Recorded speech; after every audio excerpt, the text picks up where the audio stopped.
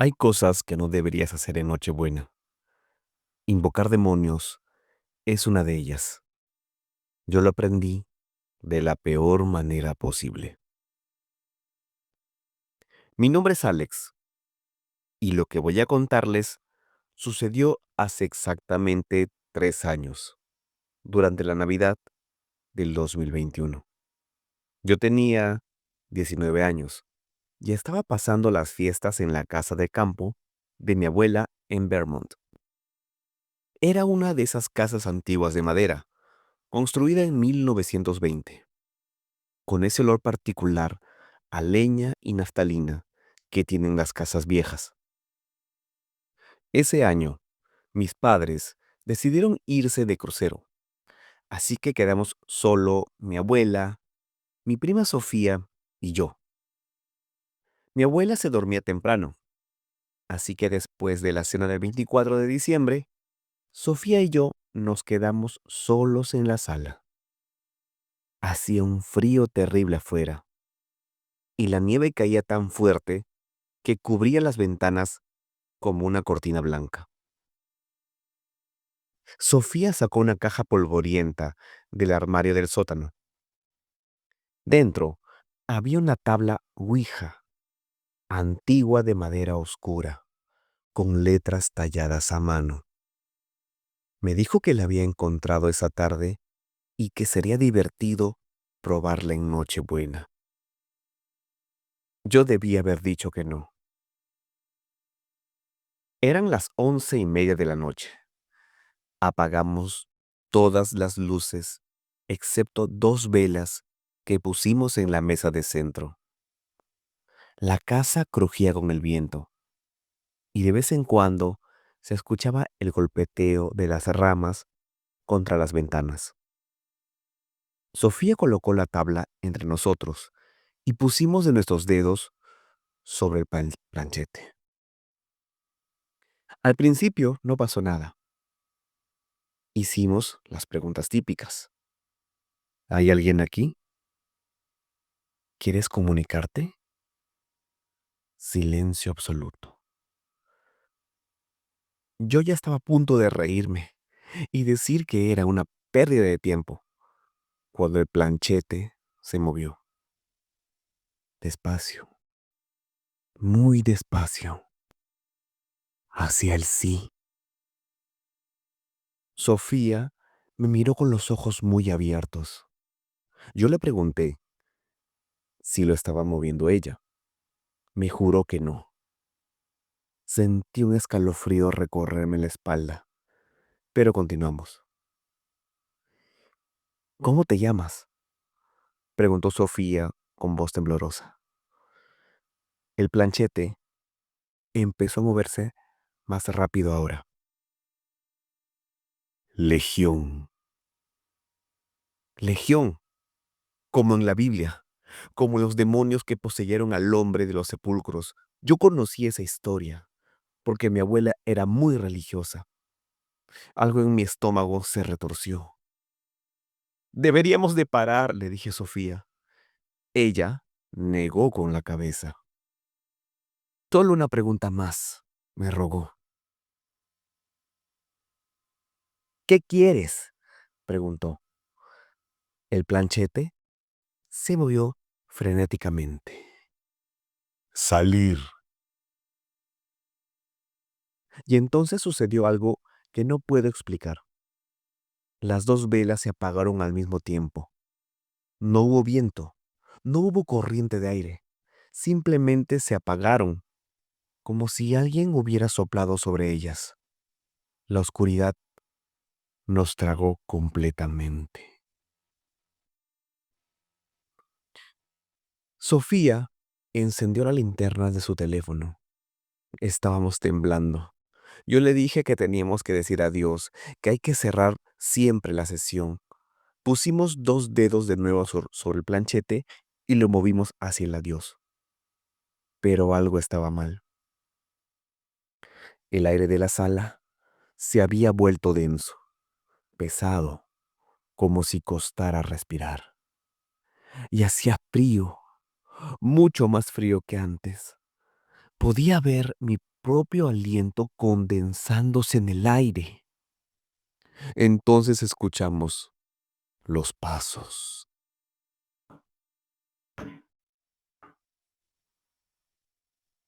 Venían del piso de arriba, lentos, pesados, como si alguien caminara descalzo sobre la madera vieja.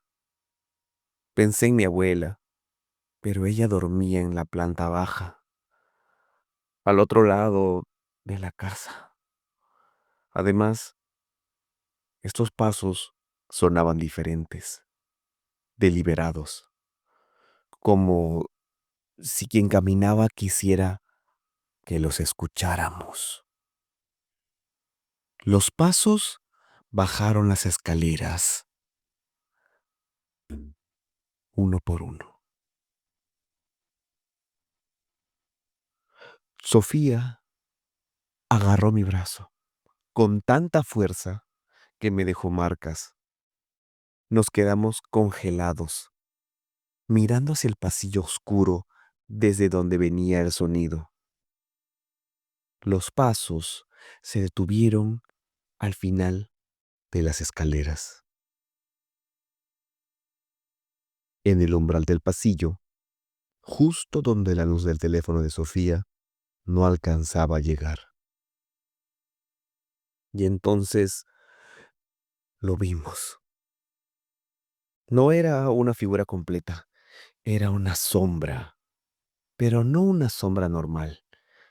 Era una masa oscura, más negra que la oscuridad misma, con una forma vagamente humana, pero distorsionada, alta, demasiado alta. Llegaba casi hasta el techo y nos estaba mirando. No tenía ojos, pero podía sentir su mirada clavándose en nosotros como cuchillos. Sofía empezó a rezar en voz baja. Yo quería gritar, correr, hacer cualquier cosa, pero estaba paralizado.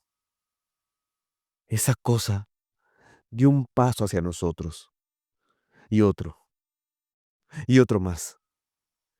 El piso crujía bajo su peso imposible. Entonces escuchamos la voz. No venía de la sombra exactamente, venía de todas partes, de las paredes, del techo, de dentro de nuestras propias cabezas. Era grave, rasposa, como muchas voces hablando al mismo tiempo. Me dejaste entrar, dijo. Ahora soy parte de esta casa, parte de ustedes. La temperatura bajó aún más. Nuestros alientos salían en nubes espesas de vapor. La sombra se acercaba lentamente, como saboreando nuestro miedo. Sofía dejó caer su teléfono. La luz rebotó en el suelo, creando sombras danzantes en las paredes. En ese momento de distracción, la entidad se movió. No caminó, se deslizó. En un segundo estaba en el pasillo. Al siguiente estaba a centímetros de nosotros. El olor era insoportable. A azufre, a carne podrida, a algo que no debería existir en este mundo. Extendió lo que parecía un brazo hacia Sofía. Ella gritó. Yo también grité. Y entonces hice lo único que se me ocurrió. Agarré la tabla, agarré la mesa de centro y la volteé sobre la tabla Ouija, tirándola al suelo. Tomé una de las velas y le prendí fuego a la tabla. La sombra retrocedió de inmediato, como si el fuego le causara dolor. Emitió un sonido horrible, como metal raspándose contra metal, como animales aullando en agonía. La tabla se quemaba rápidamente. Las llamas eran anormalmente altas, de un color azulado extraño. La sombra se retorcía, se hacía más pequeña, pero no desaparecía completamente. Sofía corrió hacia la cocina y regresó con un cubo de agua bendita. Sí, agua bendita. Mi abuela siempre tenía agua bendita en la casa. La arrojó sobre la tabla en llamas y sobre donde estaba la sombra. El sonido que hizo esa cosa fue ensordecedor. Las ventanas temblaron, los cuadros se cayeron en las paredes y por un momento, solo por un momento, la sombra tomó una forma más definida. Vimos algo con demasiados brazos, demasiadas bocas, ojos donde no deberían estar ojos. Era geometría imposible, hecha carne y oscuridad. Y entonces, con un último aullido que sonó como 1000 voces gritando al unísono, la presencia se desvaneció. El silencio que siguió fue absoluto.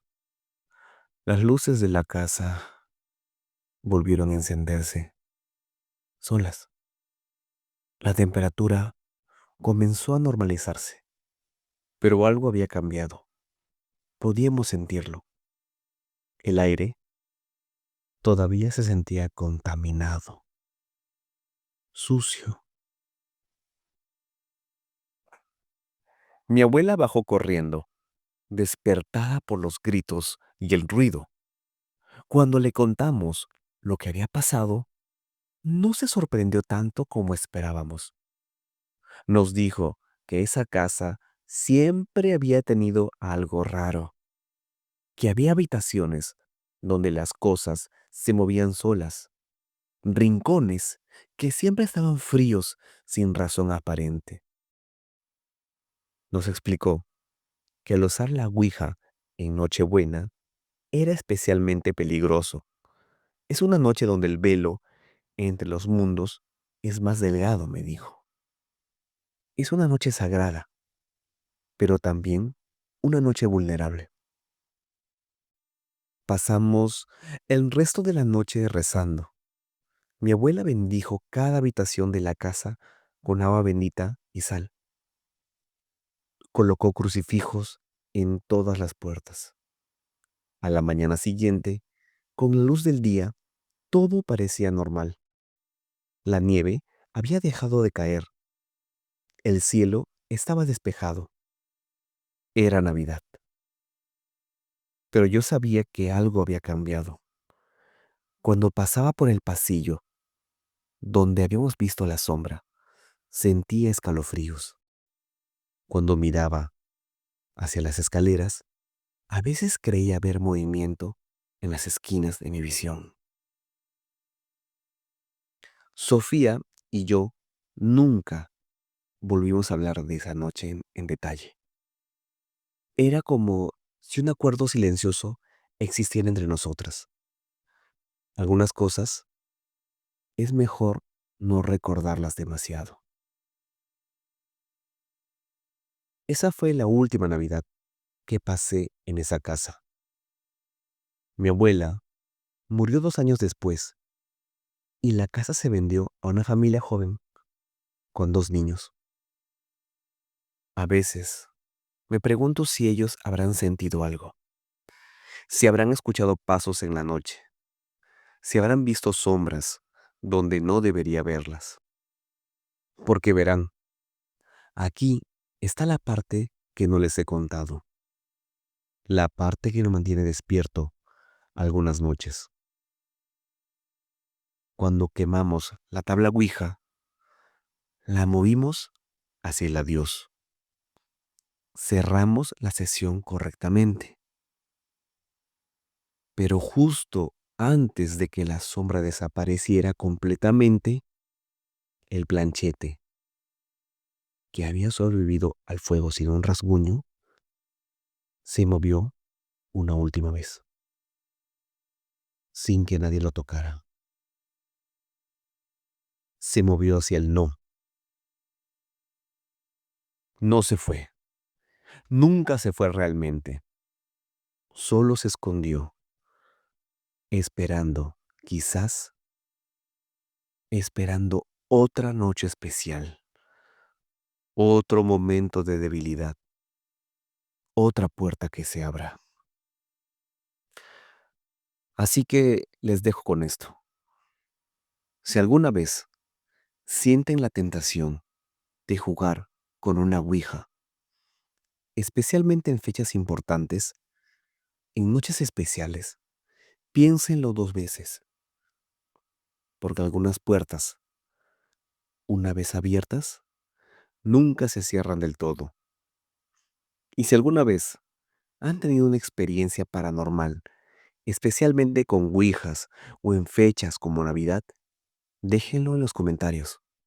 Me encantaría saber que no estoy solo en esto,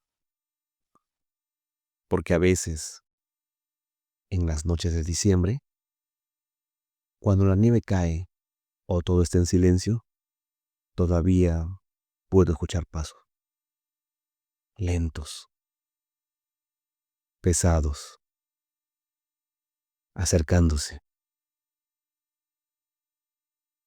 Y siendo las 3 a.m., me pregunto si algún día volverán por mí.